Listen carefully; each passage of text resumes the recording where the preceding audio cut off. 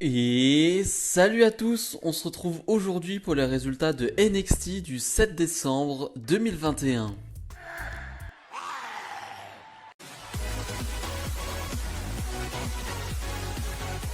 Et on commence directement avec Kyle O'Reilly face à Von Wagner dans un match en cage. Je rappelle qu'ils étaient en équipe ce dimanche lors de NXT War Games, mais qui se sont séparés à la fin du combat avec un Von Wagner qui était pas très content, qui a voulu s'en prendre à Kyle O'Reilly, mais Kyle O'Reilly ne s'est pas laissé faire. Donc on a ce combat. Et je le dis à chaque fois, je l'ai redit ce lundi à Raw parce qu'on a eu un match en cage. Les matchs en cage, ce n'est pas quelque chose que j'aime de base. Mais encore une fois, c'était très bien. Mais pour une raison très simple, c'est que j'ai pas ressenti que c'était un match en cage. C'est-à-dire que les deux ne vont pas essayer de s'échapper.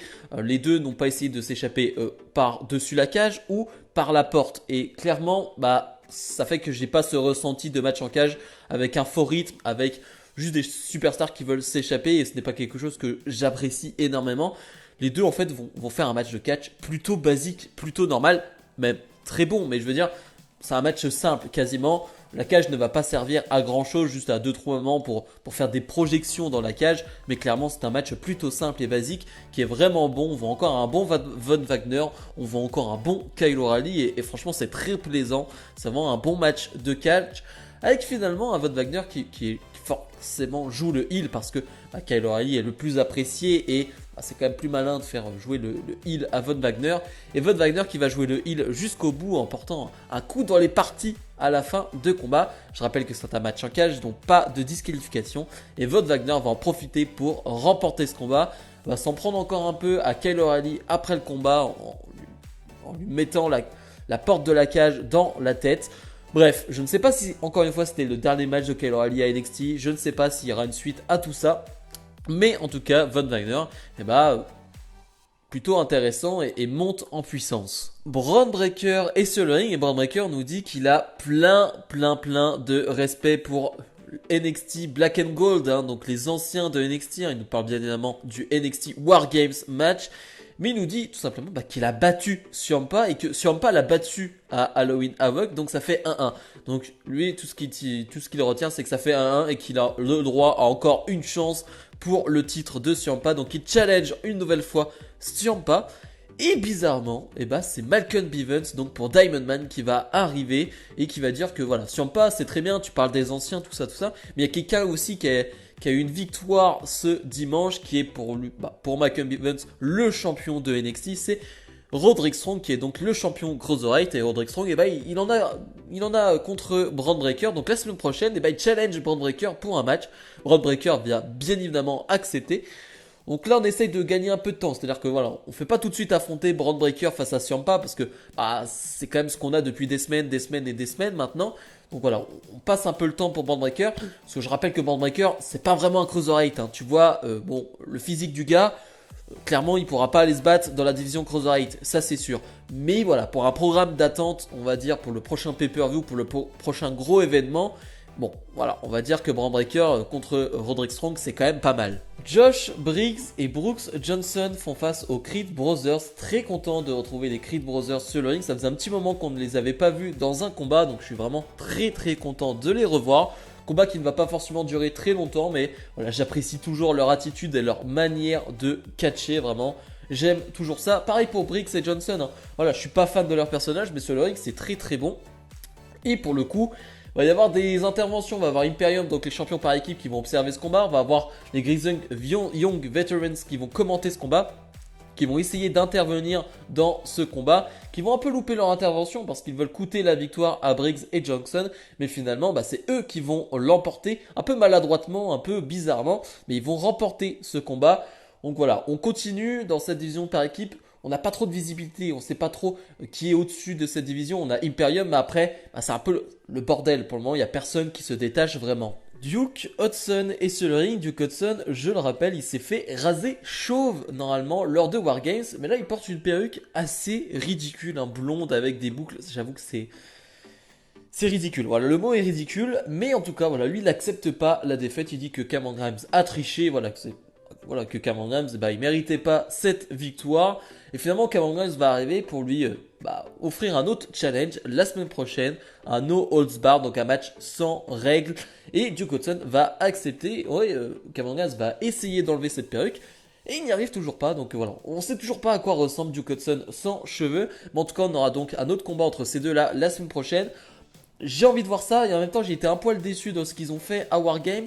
Donc je pensais que ça allait se terminer là, cette histoire. Finalement, non, on continue encore une semaine. Je sais pas si ça va durer encore longtemps ou si c'est vraiment la fin la semaine prochaine. Bref, en tout cas, je veux voir ce match. Je veux voir s'ils vont faire mieux sans règles qu'à War Games. Dexter Lumis fait face à Carmelo Hayes. Dexter Lumis qui fait son retour sur le ring. Lui qui a fait son retour, on va dire, qui a fait un petit retour lors de War Games en s'en prenant à Trick Williams, l'ami de Carmelo Hayes. Et encore une fois, pendant ce combat, tu vas avoir Trick Williams qui est en dehors du ring. Et voilà, Dexter Lumis va vraiment avoir un œil sur lui, va vraiment être très focus sur lui, ce qui va lui coûter à des moments des pertes de domination. Mais voilà, c'était vraiment un bon match. Si je dois revenir sur le match, c'était vraiment un vrai bon match. Je suis pas, comme d'habitude, je le dis toujours, mais je suis pas le plus grand fan du style in-ring de Dexter Lumis. Mais là, ça fait bien le boulot face à un Carmelo Hayes qui va être très affaibli lui aussi, qui sort d'un War Games. Voilà, il va vendre beaucoup le ventre. Il va avoir un bandage sur le ventre qui va être enlevé d'ailleurs par Lumis. Mais voilà, il va vendre beaucoup de ventre, ce qui fait que Lumis va avoir beaucoup de domination. Mais Carmelo Hayes, lui, va s'en prendre à la main qu'il avait déjà attaqué il y a 3 semaines, donc de Dexter Lumis. Donc voilà, ça se joue un peu, ça égal. Donc voilà, c'était plutôt pas mal avec finalement une fin de combat que je n'ai pas trop aimé. Dexter Lumis qui allait faire abandonner Carmelo Hayes, c'est Trick Williams qui va arriver, qui va donc faire disqualifier Carmelo Hayes, qui va s'en prendre à Dexter Lumis. Voilà, c'est pas quelque chose que j'aime, c'est un match de presque de 15 minutes et on te fait une disqualification. Voilà, comme d'habitude, c'est vraiment pas les fins que j'aime, que ce soit NXT ou Raw SmackDown, c'est la même chose. Si tu fais un match de 10-15 minutes avec une disqualification au final, ça me plaît pas trop. Jessie Jane et Gigi Dolin, les championnes par équipe de NXT, font face à Yulisa Leon et Valentina Feroz, si je me trompe pas dans la prononciation. Je pensais que ça allait être un squash, clairement, mais non, ça dure 3-4 minutes. On voit de belles choses de la part de Yulisa Leon et de Valentina Feroz. Valentina Feroz, je crois qu'on l'a déjà vu plusieurs fois. Yulisa, je suis pas sûr, mais Valentina Feroz, c'est vraiment un nom qu'on revoit souvent dans celles qui se font un peu squasher.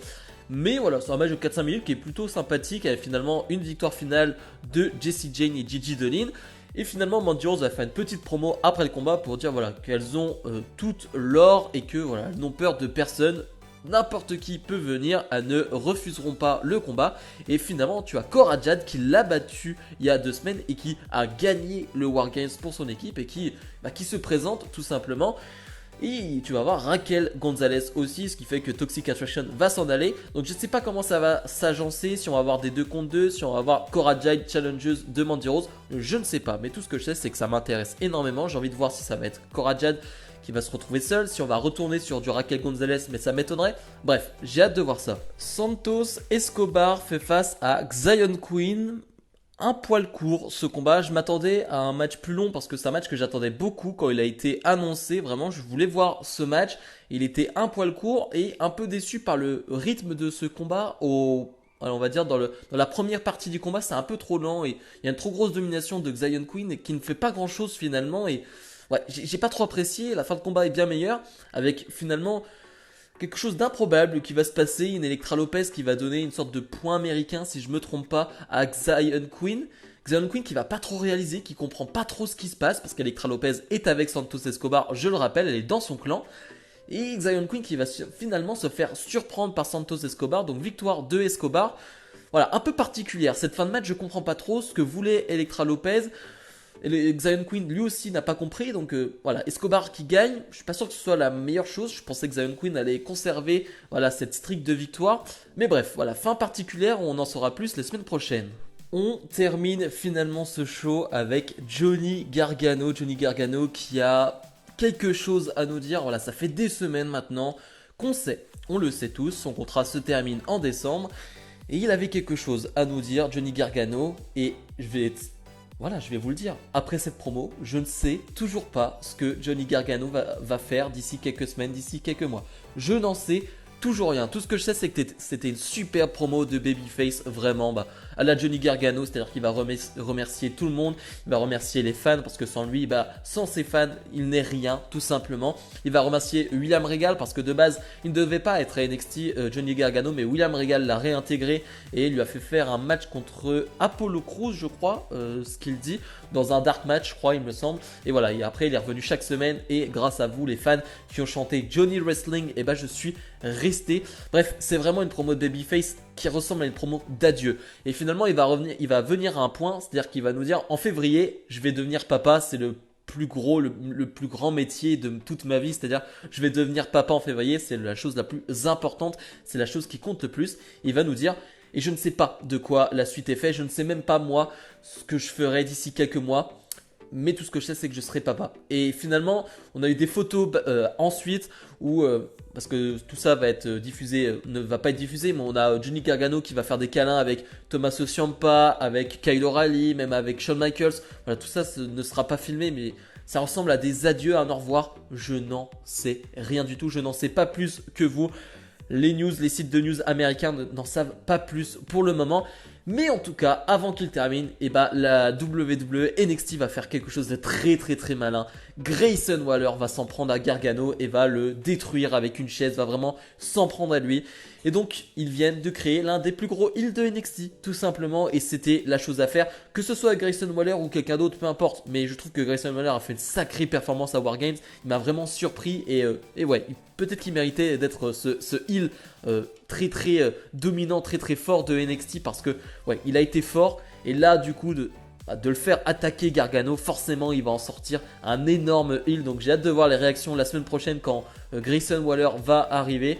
Mais bref, c'est toujours flou, l'avenir de Gargano est toujours flou et je n'en sais pas plus, donc n'hésitez pas à me dire ce que vous en pensez. Bilan de ce NXT 2.0, c'était très très bien. Après un bon Wargames, il fallait enchaîner avec un bon show parce que j'imagine, en tout cas c'est ce que j'imagine, qu'après ce Wargames que beaucoup ont suivi par curiosité, beaucoup allaient regarder ce NXT 2.0 pour voir ce que ça donnait. Et je pense qu'ils ne vont pas être déçus quand ils auront vu ça parce que c'était un bon show avec de bons matchs. On continue certaines histoires. On a toujours l'histoire de Johnny Gargano qui, pour le coup, reste toujours flou, mais voilà, c'est toujours intriguant. Voilà, on ne sait pas, mais bref, en tout cas, c'est très intéressant, de bons matchs, de bonnes histoires, et vraiment, on enchaîne bien, je trouve, avec NXT 2.0. Donc, si je dois donner une note, on est sur un 7, 7,5, voilà, un très très bon show. Bref, comme d'habitude, n'hésitez pas à me donner votre avis sur ce show, à mettre le petit pouce bleu et à vous abonner. Nous on se retrouve dans la semaine pour d'autres vidéos. Salut, salut!